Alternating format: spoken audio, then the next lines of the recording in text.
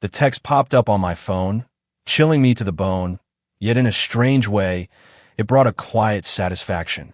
I'm keeping the ring. Consider it payment for wasting my time. My ex-fiancée, Brittany, truly believed she was delivering the final blow, but she had no idea the financial storm she was about to unleash upon herself. It had been 2 weeks since I, a 42-year-old man, found myself unexpectedly single. Brittany, 38, and I had been together for 3 years, engaged for 8 months. The end came swiftly and brutally, delivered via text message while I was at my nephew's 7th birthday party. This isn't working. You clearly don't want the same things I do. I need someone who matches my drive. We're done. I'm keeping the ring as payment for 3 years of my time you wasted. Don't contact me. My heart sank, but I forced a smile for my nephew. This wasn't the time or place for adult drama. I read the message twice, put my phone away, and genuinely enjoyed the rest of the party. Later that evening, after the cake was eaten and the presents were opened, I texted back, "Fair enough. Best of luck." A quiet fury simmered inside me, but I knew better than to engage in a text war. Her immediate response was pure indignation. "That's it? 3 years, and all you say is fair enough." I didn't reply. Instead, I made a different kind of call. My old accountant buddy, Roger. "Hey, quick tax question for you." I began, trying to sound nonchalant. If someone keeps an engagement ring after breaking off the engagement, and they explicitly state it's payment for time spent in the relationship, is that taxable income? Roger just laughed. "Oh, absolutely. If she's calling it payment, that's compensation for services. She just converted a gift into income." "Why, just curious." "Just curious," I said, a slow smile spreading across my face. "Talk soon." That ring. It cost me $25,000. I'd saved for 2 years, worked countless hours of overtime, skipped vacations. It wasn't just a ring, it was a testament to my commitment, a 2.5-carat diamond solitaire from a high-end jeweler. I had it appraised and insured, so I had all the paperwork ready. 3 days after our breakup, I sent Brittany an email. Subject: regarding your recent payment. The body read, per your text stating, "The ring is payment for your time. I'm providing you with appropriate documentation for tax purposes." The ring's appraised value is $25,000. As this is now compensation rather than a gift, you'll need to report this as income on your taxes. I've copied my attorney and accountant for records. You should receive a $1,099 MISC by January 31st. Attached were the appraisal documents, the insurance paperwork, and, of course, a screenshot of her own text message where she so clearly called it payment. Her call came at 11:53 p.m., 7 minutes before midnight. Her voice was a siren shriek, so loud I practically threw the phone across the room. "What the hell is this? You can't make me pay taxes on my ring." "It's not your ring, Brittany," I replied calmly, relishing the moment. "According to your own words, it's payment for services rendered. That makes it income." "Services? I wasn't a prostitute," she shrieked. "I didn't say you were. You said the ring was payment for your time. The IRS doesn't care what kind of time. Payment is payment. This is ridiculous. It's an engagement ring. It was an engagement ring until you declared it payment. Your words, not mine."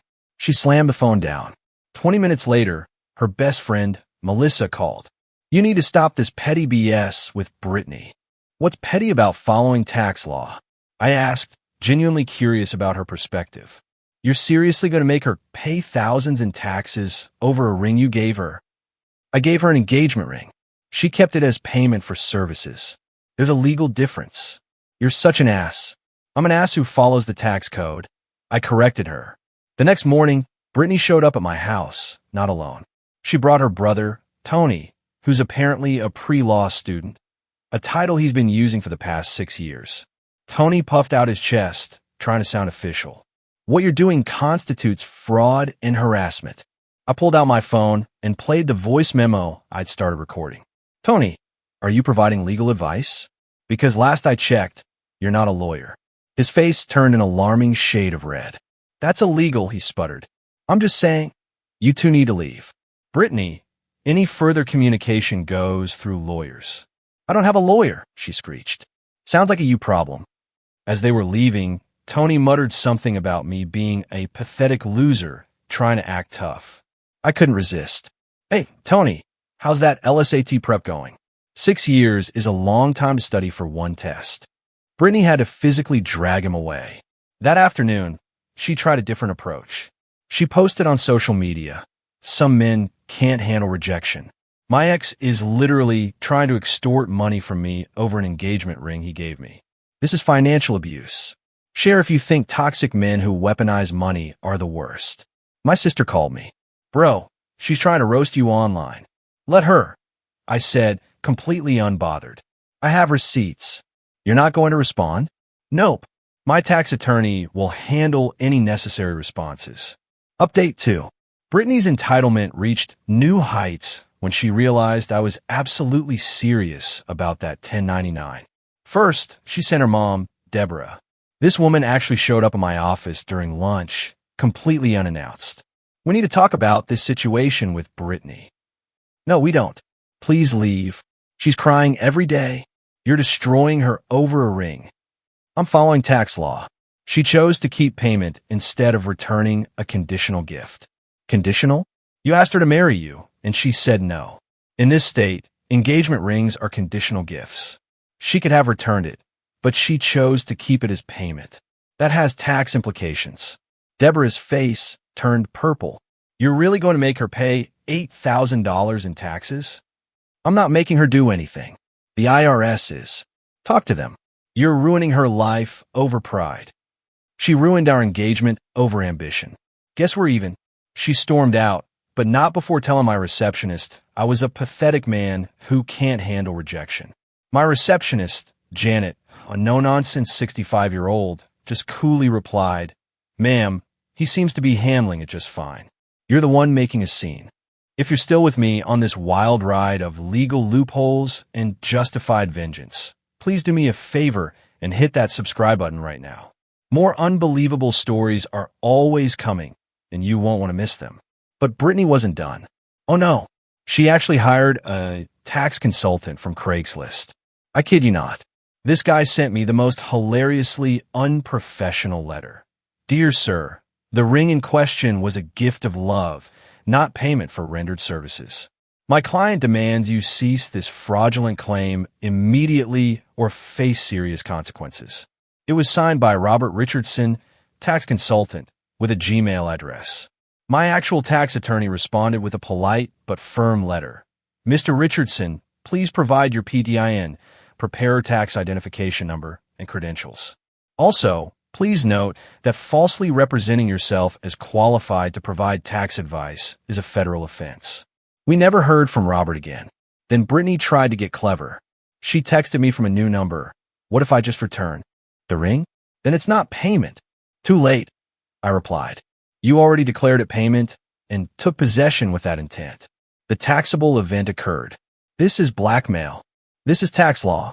Google constructive receipt doctrine. I'll sell it and leave the country," she fumed. "Good luck," I texted back.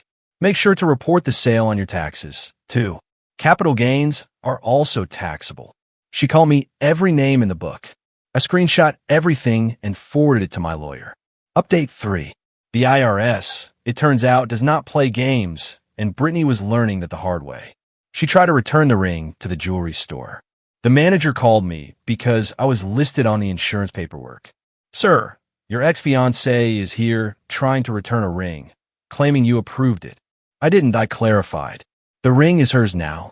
She declared it as payment for services. I could actually hear Brittany screaming in the background. "Tell him I changed my mind."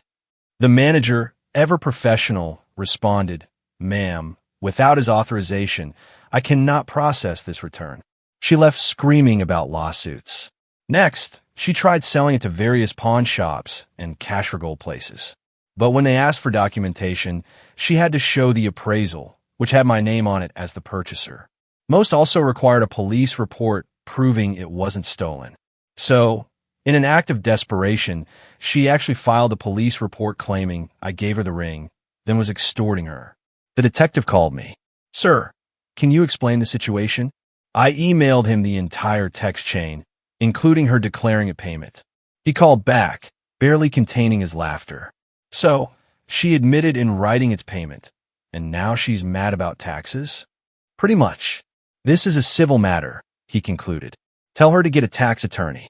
Meanwhile, Brittany's financial situation was completely unraveling. See, she'd been living beyond her means for years, assuming we'd get married and combine finances. She'd racked up credit card debt, planning our dream wedding even before I proposed. Her mom called me again, desperation in her voice this time. She's getting eviction notices. She can't pay rent because she's saving for the taxes. Have you no heart? She could sell the ring. I offered. She'll take a huge loss. That's what happens when you keep property you can't afford. This is cruel. This is consequences. But the absolute best part came when Brittany tried to get her actual tax preparer involved. She went to H&R Block, of all places, and demanded they fix this. The tax preparer called me, with Brittany's permission, and recorded the conversation. Sir, I'm trying to understand.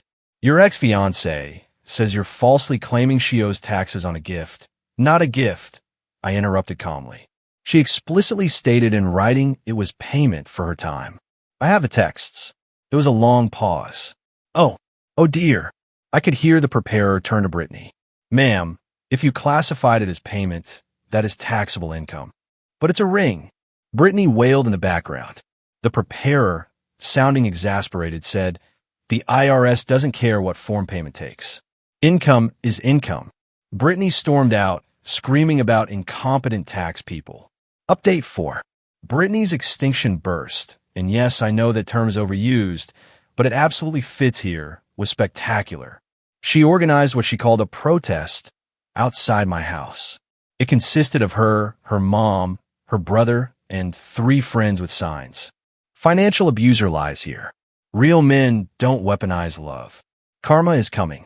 My neighbor, Bill, a 73-year-old Vietnam vet, walked out with his garden hose. You kid got a permit for this assembly? It's a free country. Tony shouted. Sure is, Bill drawled. Free for me to water my lawn too. He started spraying. They scattered. Brittany tried to grab his hose and got absolutely drenched.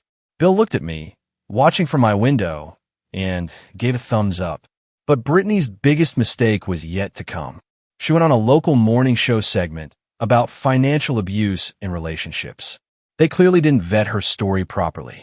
She went on live TV and told her sob story about her abusive ex, using the IRS to control her. The host was eating it up until they went to commercial. Apparently, their legal consultant Googled the situation. When they came back, the host's tone had changed considerably. So Brittany, just to clarify, you kept the ring and explicitly called it payment? Well, yes, and now you're upset about the tax implications of that decision? He's weaponizing. Did you consult a tax attorney before declaring a payment? I didn't think, right? Well, folks, this is why we always recommend consulting professionals before making financial decisions. They cut to weather.